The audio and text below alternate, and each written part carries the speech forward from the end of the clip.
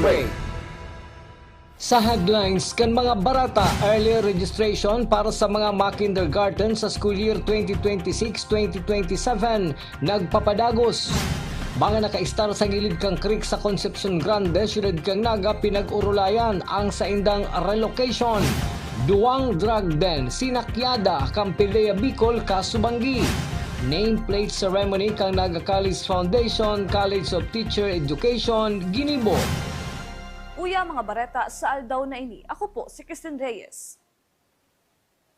Inako kan principal kan Naga Central School 2 na apektado ang pagkanood kan mga estudyante huli kan sunod-sunod na suspension kan face-to-face class. Alagad, may programa man sabot ang DepEd para simbagan ang problema kan mga apektadong estudyante. Uya sa kuyang report. Sa enot na 2 bulan kan taong 2026, sunod-sunod na tulos ang suspension kan face-to-face class. Inihuli kan bagyo asin shearline na nagdadara nin makusog na uran asin peligro nin pagbabaha. Inako ni Naga Central School 2 Principal Frederick Baldosa na may dakulang epekto ang mga suspension kan face-to-face class sa mga inaapo dindang struggling students. Hulita, dain nakaka-focus sa pagklase ang silang mga estudyante. Ang Department of Education ang nagdisenyo ng programa na makakatabang sa pagkanood kan mga estudyante sa paagan aral program. Kada hapon, nagkakaigos sa buotin special learning as in pinagtutukdoan ng mga estudyante kan mga leksyon na dai paninda kabisado para makalamag sa leksyon na pinagtutukdo. Ang negative effect kayan, siyempre, iba manggiraray ang learning kan na distance modality kaysa sa face-to-face. Kaya maraysa na dyan, itong talagang medyo mga bright, talagang madali sindang maka-cope up, madali sindang makasunod sa leksyon. Pero itong talagang mga struggling learner, so yaon duman ang medyo negative kayan. Alagad, ang karahayan man kayan ang Department of Education igwabagang inaapod na aral program na kung sain every afternoon itong mga aking sabi tanganing struggling learner pag alas 3:30 ning hapon nagkakaigwasin daning aral program tutorial. So iton may mga sabi ko nga ning may handicap sa pagbasa sa mathematics pigtitiripon sinda nagkakaigwa ning special tutorial sa inda tanganing makalamag sinda sa regular na pacing kan instruction. Kung nagkakaigwaman in suspension of face-to-face class, siniguro ni NCS2 Principal Baldosa na preparado ang sila mga module na pinagpapadara sa mga estudyante para simbagan kung marhay ang internet connection, nagkakaigwa sa buot sindan in online learning. Ang weather condition baga sa Pilipinas, dahil na maaraman. Dapat dati pag nagtungtong na ang bulan ng January and February, talagang medyo sunny weather na yan. Ngunyan, pirming, nagkakagitan ng suspension of classes. Pero kami, sa Naga Central School 2, and even sa ibang eskwelahan, pag nagkakaigwa ng suspension of face-to-face classes, automatic na shift kami sa alternative learning modality of learning. So, itong iba, nagpo-provide kami ng learning modules. Itong iba man, kung igwanin good internet connection sa harong, nagkakaigwa kami ng iyan inaapod na online learning. Lalo duman sa Head Start section, sa SSES group, yan. Most of the time, sinda online or minsan, combination kang module and online. Para sa Jaran TV 48 Naga, Christine Alcanzar Reyes, Newsbreak. Mientras tanto, nagpapadagos ngunyan ang ginigibong early registration ka Department of Education para sa school year 2026-2027 sa Naga Central School 2. Nakipag-coordinate na si Principal Frederick Baldosa sa Barangay Council kan Barangay Peña Francia, Liboton, San Francisco, San Felipe, Bagong Bayan Sur asin Bagong Bayan Norte para idiseminar ang impormasyon sa mga magurang na igwang kindergarten, mga grade 1 transferee asin mabalik eskwela na pwede nang iparehistro ang sa idang mga aki. Bukas ang opisina kan Naga Central School 2 sa aldaw nin Sabado para akomodaron ang mga magurang na maparegister na kan sa idang mga aki sa early enrollment. nag-start na kami si early enrollment or early registration para sa incoming kindergarten, grade 1, si mga mabalik eskwela, and si mga transferees. Ano po?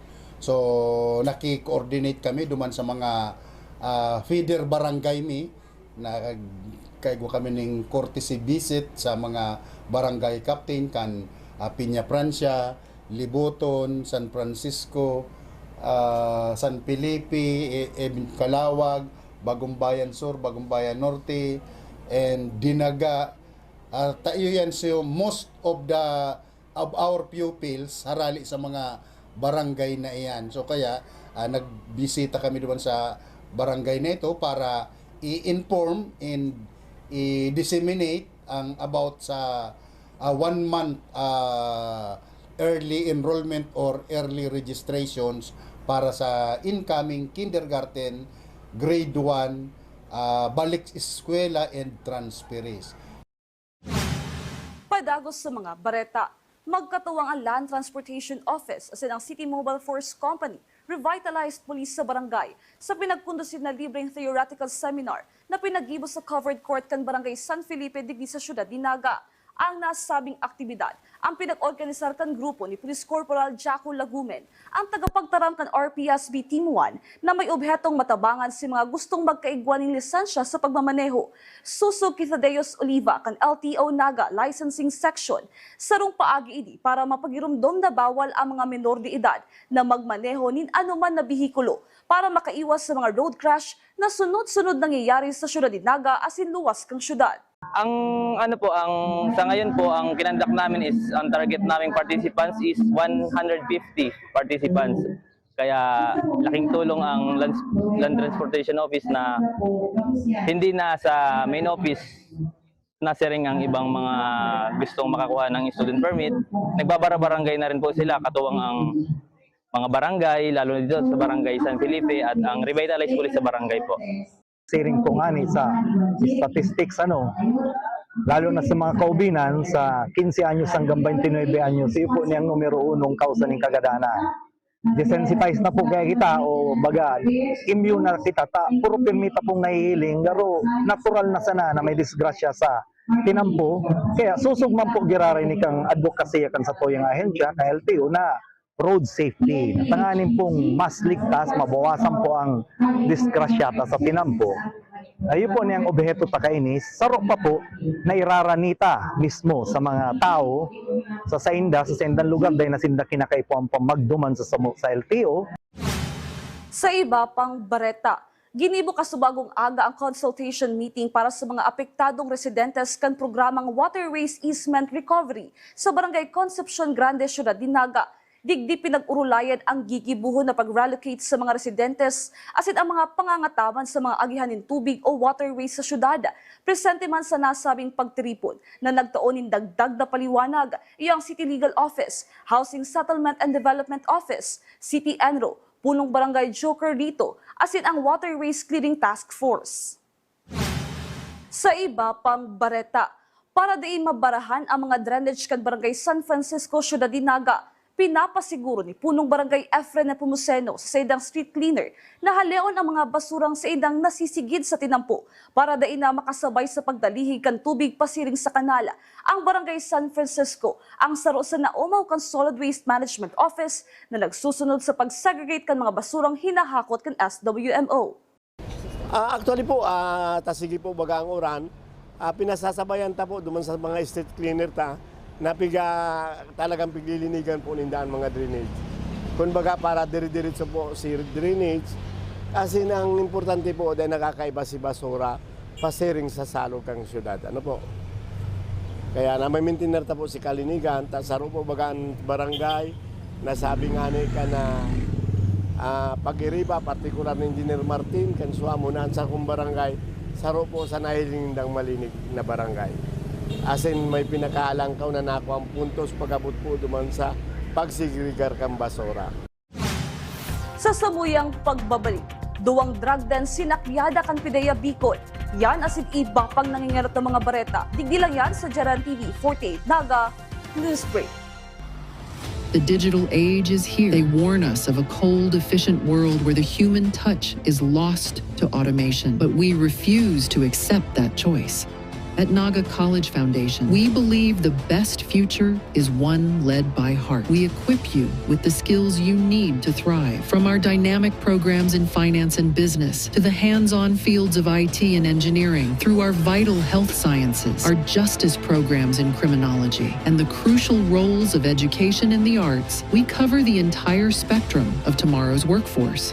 Here, you don't just become future ready, you become a worker with empathy, a leader who understands that technology must serve humanity. Choose the college that prepares you not just for the job, but for the world. The future is here at NCF. Enroll at Naga College Foundation. Let us build a brighter, kinder tomorrow.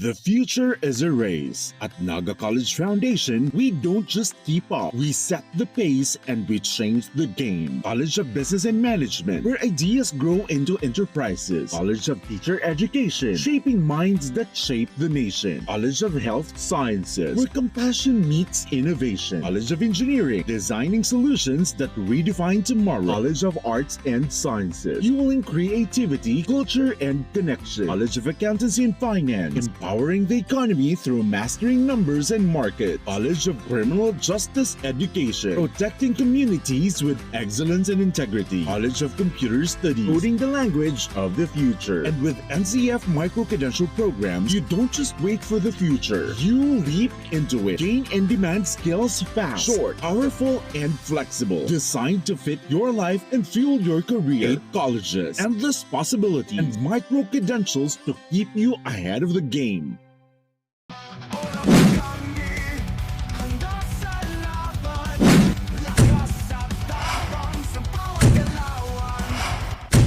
Ano, morag ka?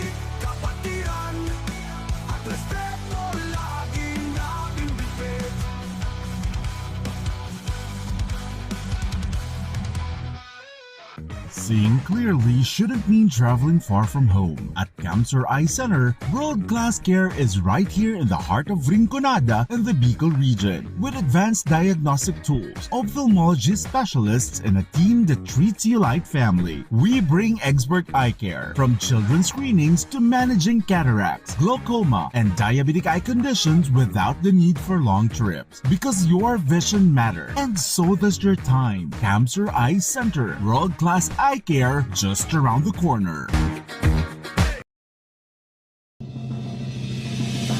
Pagkailan yan sa custodial facility Pasado alauna medyo nagpapaalam sinabi ng exemption sa investigation. ang apektado Newsway. Nagpaluwas ni abiso sa publiko ang Department of Health Bicol mapadapit sa nagsasagin-sagin o nagpapabistong syudaa si DOH Regional Director Dr. Rosa Maria Remquillo na nagsusolicitin pondo asin naghahagad ng donasyon.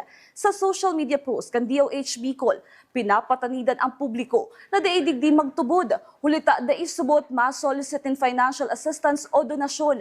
En kaso may magdulok subot na naghahagad pondo gamit ang pangalan ni Dr. Remquillo, tulos iapod sa pinakaharading estasyon kan PNP.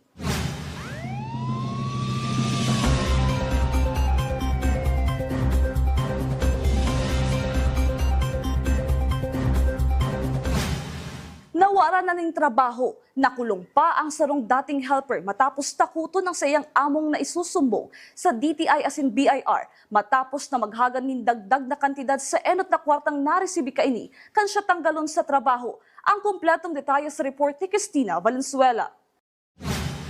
Arestado ang sarong 22 anyos na lalaking taga San Juan, San Lorenzo Street, Zone 5, Minalaba, Camarines Sur.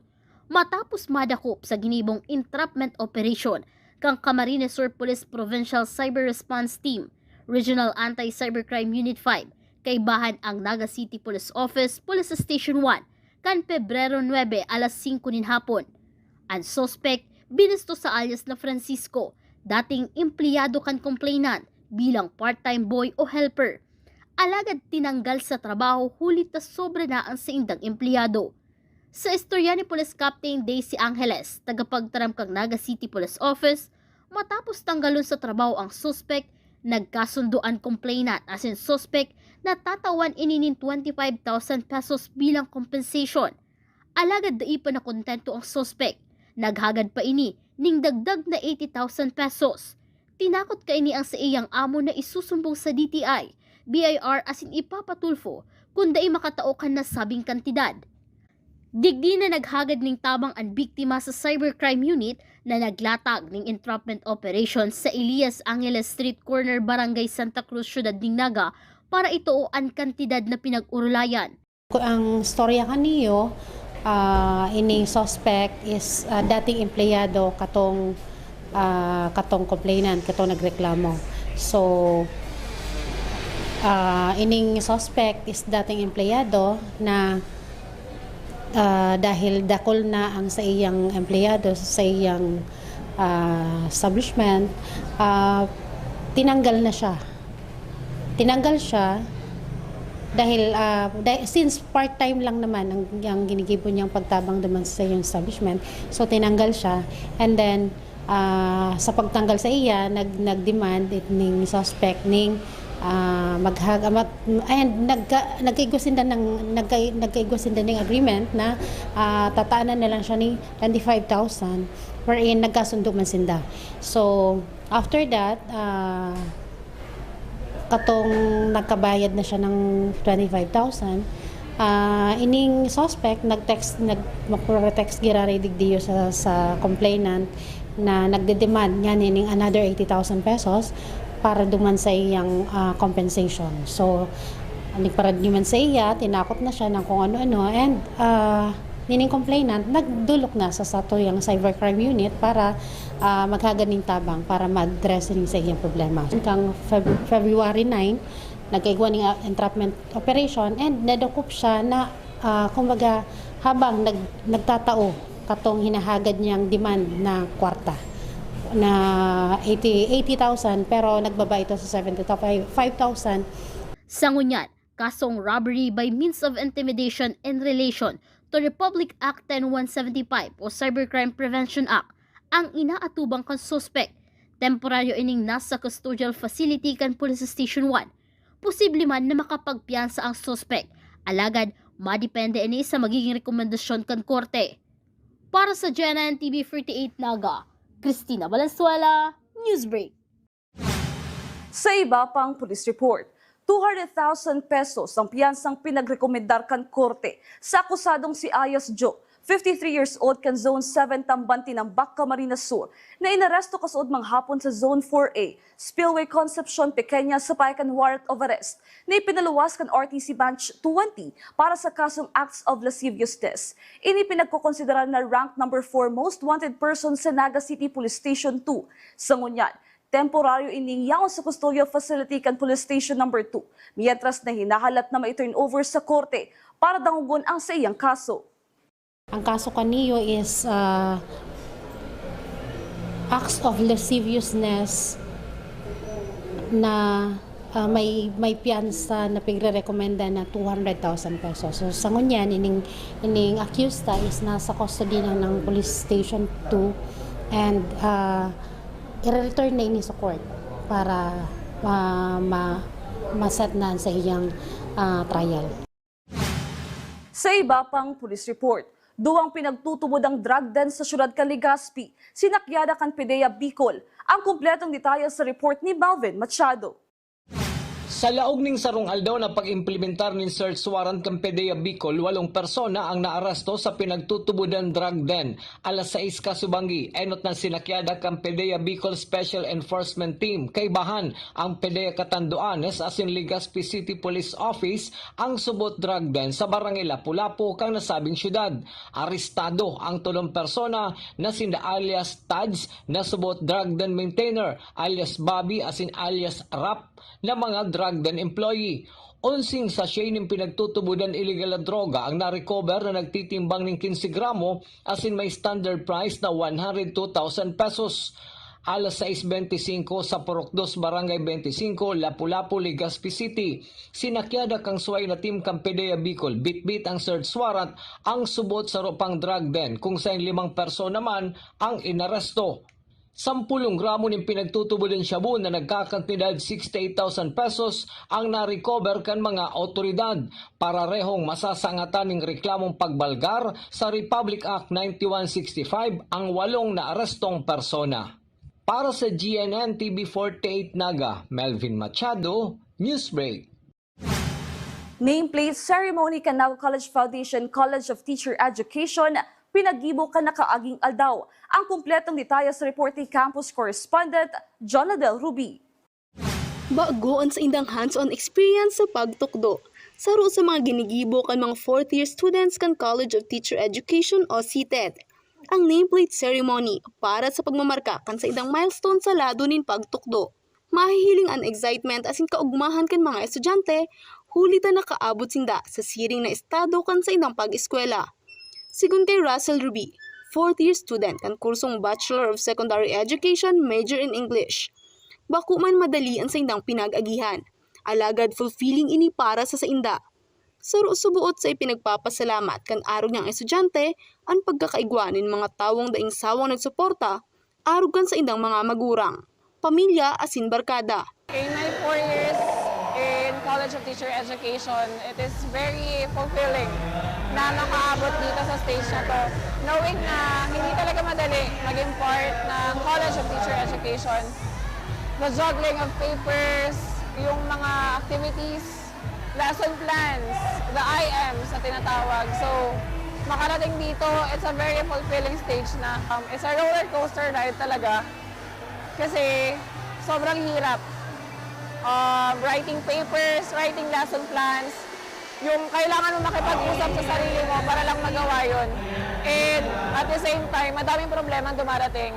Pero talagang pag gusto mo, ayan, mapaparating at makakarating ka doon. Our program chairs, to our teachers, to our dean, grabe, super thankful kami na hindi kami pinabayaan. We are so grateful na kayo yung tao behind our backs, behind our success.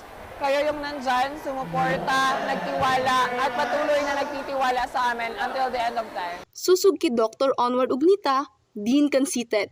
Dakula ang importansya kan seremony na ini para sa mga 4th year students.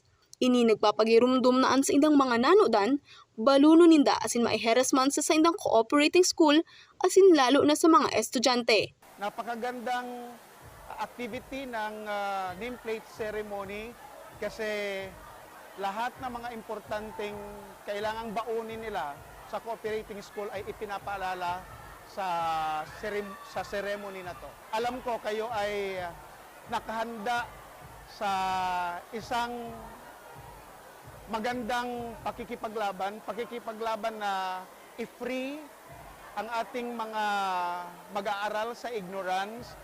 Kayo ay magtuturo sa kanila hindi lang bilang mahuhusay na estudyante, kundi sila din ay huhubugin nyo na magkaroon ng magandang karakter. Ang nameplate ceremony, bako sa ng simpleng seremonya para sa mga future educators. Inisarong importanteng event kung sa inatatawan pagkakataon na ma-recognize ang sa inang kapagalan, pagpupursigi asin pagpapadangat sa napiling kurso asin profession. Para sa GNN TV 48 Naga, Jonadel Ruby, Newsbreak. Yan ang mga bidang baretang nakalap kan mas pinakusog na puwersa kan GNN TV 48 Naga News and Bicol Affairs. Day malingaw na i-follow ang sumuyang official Facebook page, GNN TV 48 Naga. Padagos kaming mahato ng mga baretang garantisadong nanginyanot as sinapapanahon. I-hit ang subscribe button sa muyang official YouTube channel, Janan TV 48 Naga, para updated kita sa mga bareta asin istoryang bidaan Bicolano. Ako po si Christine Reyes, asin ini ang Janan TV 48 Naga News Break. Tanga ta diri ko nababay na GNN TV 48 Naga. Kalma. Lumipat lang ang GNN TV 48 Naga sa channel 48.1. What? Direk, ang simple lang ng solusyon dyan. Kunin ang remote, pumunta sa menu Setup o Settings, at hanapin at pindutin ang scan at hintayin. Then, boom! Balik na si GNN sa channel 48 mo. Para sa mga balitang nanguna at napapanahon, At sa mga programang suwak sa panlasa mo. tutok lang sa GNN TV 48 Naga, Bida ang Bicolano!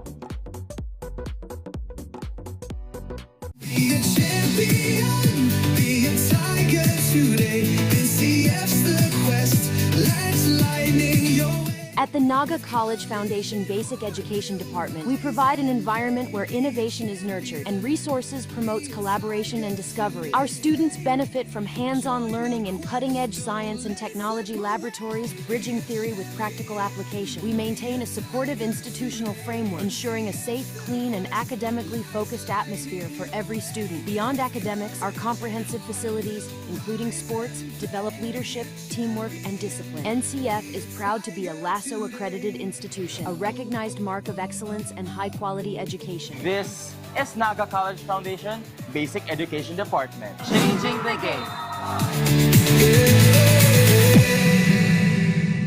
At NCF, we're all about that holistic grind. Hands-on training, real-world experience, and affordable education that gets you industry ready.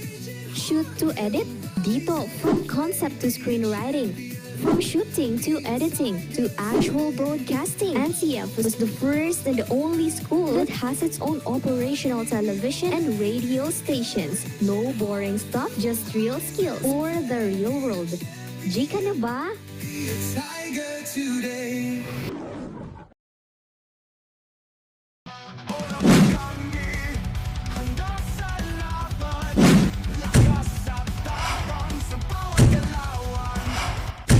Ano, Moraga?